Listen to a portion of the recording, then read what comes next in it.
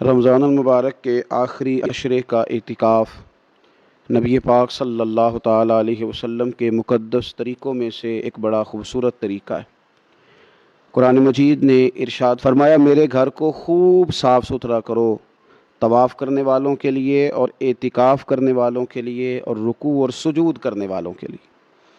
نبی پاک صلی اللہ تعالیٰ علیہ وسلم نے ہر سال رمضان المبارک کے آخری عشرے کا اعتکاف فرمایا ہے۔ ایک سال کسی وجہ سے اعتکاف نہ فرما سکے تو اگلے سال 20 دنوں کا اعتکاف فرمایا۔ نبی پاک صلی اللہ تعالیٰ علیہ وآلہ وسلم نے اعتکاف کا جو مقصد بیان کیا وہ شب قدر کی تلاش بیان کیا۔ اعتکاف سے مراد یہ ہے کہ انسان سارا کچھ چھوڑ چھاڑ کے اللہ تعالیٰ کے گھر میں اس کی عبادت کے لیے، اس کو راضی کرنے کے لیے بیٹھ جائے، اور 10 دن جب وہ مسجد شریف میں حاضر رہتا ہے تو حضور صلی اللہ تعالیٰ علیہ وسلم فرماتے ہیں اللہ تعالیٰ اسے 2 حج اور 2 عمرے کا ثواب عطا کرتا ہے۔ اعتکاف کے اندر کچھ باتیں بڑی ضروری ہوتی ہیں، جیسا کہ انسان کو بلا ضرورت طبی مسجد سے باہر نہیں آنا، اس کو کوئی فضول بات نہیں کرنی، اس کو کوئی ایسا کام نہیں کرنا کہ جو شریعت اسلامیہ جس سے منع کرتی ہو۔ اس کے ساتھ ساتھ کچھ اعتکاف کے آداب بھی ہیں کہ اس نے 10 دن مسجد کے اندر رہنا ہے تو آخر اس نے کرنا کیا ہے۔ ہمارے ہاں لوگ مسائل پوچھ لیتے ہیں اور مسائل پوچھنے کے بعد پھر ان کی گنجائش سے بہت زیادہ فائدہ اٹھاتے ہیں۔ اس میں کوئی شک نہیں ہے کہ باہر سے آنے جانے والے آدمی کے ساتھ آپ گفتگو کر سکتے ہیں، ضرورت کے تحت آپ ٹیلی فون پر بھی بات کر سکتے ہیں، لیکن اس کو اگر آپ نے یہی کام کرنا تھا اور بہت زیادہ وقت اسی پر ضائع کرنا تھا تو پھر تو آپ پہلے سے باہر موجود تھے۔ اعتکاف میں آنے کا مقصود تو اللہ کی عبادت ہے۔ اعتکاف میں جب آپ آ گئے تو اس کا مقصد ہے کہ آپ کچھ دنوں کے لیے لوگوں سے کٹ کے اللہ کی بارگاہ میں حاضر ہو گئے، آپ نے اپنے رب کو راضی کرنے کا ارادہ کر لیا۔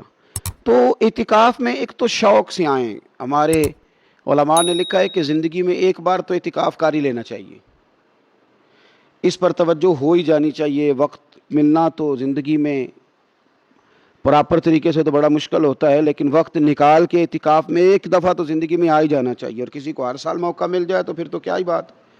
تو اعتکاف کے اندر جو کام ہم نے کرنے ان میں سب سے زیادہ اور سب سے پیارا کام یہ ہے کہ کثرت کے ساتھ قرآن پاک کی تلاوت کریں۔ نبی پاک صلی اللہ تعالیٰ علیہ وآلہ وسلم رمضان المبارک میں قرآن پاک کا دور فرماتے تھے حضرت جبریل امین علیہ السلام کے ساتھ، اور جس سال حضور کا وصال ظاہری ہوا اس سال حضور فرماتے ہیں 2 مرتبہ قرآن پاک کا دور کیا۔ 2 دفعہ حضور نے حضرت جبریل امین کو قرآن شریف سنایا اور 2 دفعہ انہوں نے نبی پاک صلی اللہ علیہ وسلم کو سنایا۔ تو بہت کثرت کے ساتھ قرآن پاک کی تلاوت کی جائے۔ ایک پہلو اور بھی ہے اس کا، اس پر بھی آپ توجہ کریں گے۔ قرآن مجید کو پڑھنا بھی ضروری ہوتا ہے اور صحیح پڑھنا سب سے زیادہ ضروری ہوتا ہے۔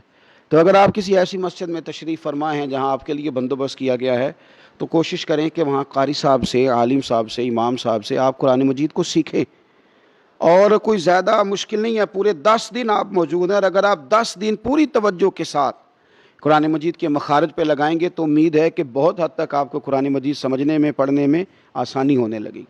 دوسرا، اعتکاف میں جب آپ موجود ہیں تو آپ کو کوشش کرنی ہے کہ آپ محاسبہ نفس پر توجہ دیں۔ آپ اپنے اوپر غور کریں، زندگی میں کون سی ایسی غلطیاں ہیں جو جان نہیں چھوڑ رہی، ان کی کس طرح کر کے اصلاح کی جا سکتی ہے۔ کون سے ایسے کام ہیں جو میں کرتا ہوں تو اس غلطی میں زیادہ مبتلا ہو جاتا ہوں، اور کون سی ایسے کام ہیں، کون سی ایسی جگہ ہیں جہاں میں جاتا ہوں تو میرا ان غلطیوں سے نکلنے میں مجھے وہ جگہیں اور وہ کام مددگار ہوتے ہیں۔ تو اپنے محاسبہ نفس پر توجہ دی جائے۔ اعتکاف کے 10 دنوں میں موقع ملتا ہے انسان کو اپنے لیے سوچنے کا۔ حضرت مجدد الفسانی شیخ احمد فاروق سرہندی رحمۃ اللہ تعالیٰ علیہ سے کسی نے پوچھا تھا کہ دنیا میں خوش نصیب شخص کون ہوتا ہے، تو فرمایا جسے دید قصور حاصل ہوتی ہے۔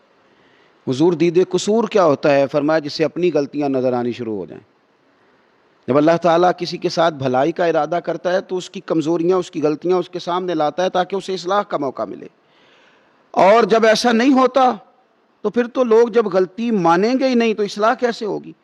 تو اعتکاف کے 10 دنوں میں محاسبہ نفس پر خاص توجہ دیں، اپنی زندگی میں اپنا حساب کریں، اپنا حساب۔ اور جناب عمر فاروق رضی اللہ تعالیٰ عنہ کی وہ روایت ہمیں بتاتی ہے کہ حساب کر لو اس سے پہلے کہ تمہارا حساب کیا جائے۔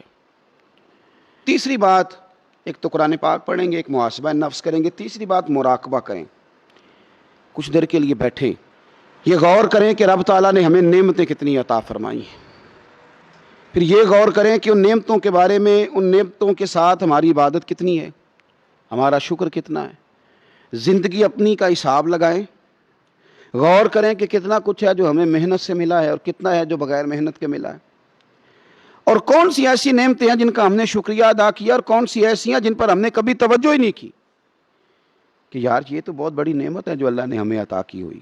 اپنی گردن کو جھکا کے تھوڑا غور و فکر کریں، تفکر کا درس دیا ہے قرآن پاک نے، بار بار کہا ہے تفکر کرو، غور کرو، تدبر کرو، تو یہ ہمیں موقع میسر آتا ہے۔ چوتھی بات، اعتکاف کے دنوں میں اپنے رب کریم کے ساتھ اپنی توجہ کو لگائیں۔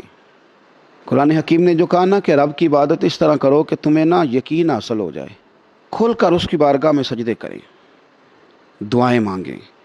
ہمارے صوفیہ فرماتے ہیں کہ ایک وقت آتا ہے کہ انسان کو خود اطمینان قلبی نصیب ہو جاتا ہے، اسے محسوس ہوتا ہے کہ واقعی میرا رب مجھ سے راضی ہے، اسے محسوس ہونے لگتا ہے کہ میں اپنے مالک کے قریب چلا گیا ہوں۔ وہ اس کثرت سے نفل پڑھتا ہے، اس ذوق کے ساتھ وہ اس کی بارگاہ میں دعائیں کرتا ہے، اس شوق کے ساتھ وہ تلاوت کرتا ہے، خود محسوس کرنے لگتا ہے کہ اب میرا دل لگنے لگ گیا ہے، اب میں دعا مانگتا ہوں تو مجھے لگتا ہے کہ قبولیت میری دعاؤں کے قریب آنے لگی ہے۔ اللہ نے ہمیں یہ موقع دیا ہے کہ ہم خوب اس پر توجہ کریں۔ پانچویں بات اعتکاف والوں کی خدمت میں یہ عرض کرنی ہے کہ پورے 10 دن ہمارے پاس موجود ہوں گے اور ہم نے مسجد میں ہونا ہے، تو کیوں نہ ایسا کریں کہ از اول تا آخر، صبح سے شام تک ہم ہر وہی کام اسی طریقے سے کرنے کی کوشش کریں جو طریقہ ہمیں رسول پاک نے عطا فرمایا۔ ہمارا کھانا، پینا، سونا، جاگنا، بولنا حضور کی اتباع میں لے آئیں۔ ہم ان 10 دنوں میں ہم پریکٹس کریں کہ ہم نے سنت کے مطابق، حضور کے طریقے کے مطابق سارے کام کرنے۔ آپ اگر یہ ارادہ کریں گے تو پتہ ہے مدینے والے محبوب علیہ السلام نے فرمایا جس نے میری ایک سنت کو زندہ کیا گئے گزرے دور میں، رب اسے 100 شہیدوں کا ثواب عطا فرمائے گا۔ تو اتنا اعزاز ہے۔ تو ان 10 دنوں میں ہونا بھی مسجد میں ہے، ہونا بھی باوضو ہے، تو کیوں نہ سارے کام سیکھا جائے، پڑھا جائے اس سے پہلے کہ کھانا کس طرح کھانا سنت ہے، اور کس طرح بیٹھ کے کھانا سنت ہے، اور پھر کس طرح کر کے گفتگو کرنا حضور علیہ السلام کا مقدس طریقہ تھا، وہ کس طرح سے پھول جھڑتے تھے جن سے لوگ فیض حاصل کرتے تھے۔ تو اعتکاف میں اپنی مصروفیات کو ان 5 کاموں میں لگائیں۔